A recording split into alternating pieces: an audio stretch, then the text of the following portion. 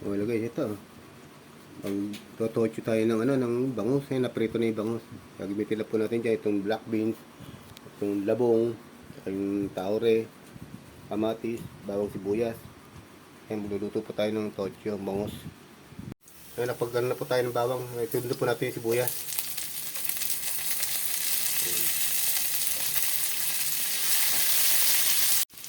Ngayon, pag isarap tayo ng bawang sibuyas, lagyan na po natin ng black beans.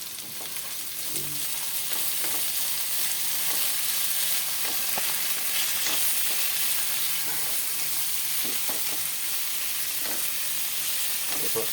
Susundan niyo po yan kung gusto niyo pong gayahin yung luto namin. So, kanya-kanya po tayo. Lagyan po natin yung kamatis. Ayan po. Madali pong sundan yan.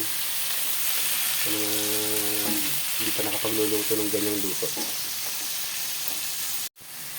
Ayan po, napagisa na po tayo ng bawang, sibuyas, kamatis, saka yung black beans. Sunod na po natin itong yung labong.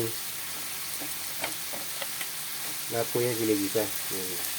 Ewan po sa inyo, paano po yung pagluluto. Pero kami po, ganyan po kami magluto ng Ayan po. Pwede na po natin itabog itong yung tahori natin.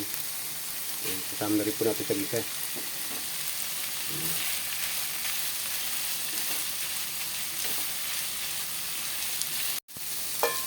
Guys, lalagyan na natin ang sabaw yan. Kailangan po may konting sabaw para po siya, lumapot po siya. Ayan. May tsura pala, mukhang masarap na po. Pag kulo-kulo po niya, lalagyan po natin yung pritong bangus po dyan. Okay, makakaluto na tayo. Lagyan na po natin yung pritong bangus. Ayan po. May tsura pala po, masarap na.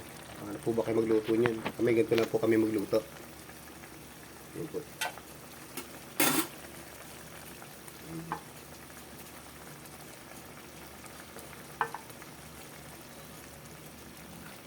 Ayan po. Ngayon nakaluto po tayo ng tochong bangus na meron pong labong at saka tahore black beans. Maraming salamat. Thanks for watching.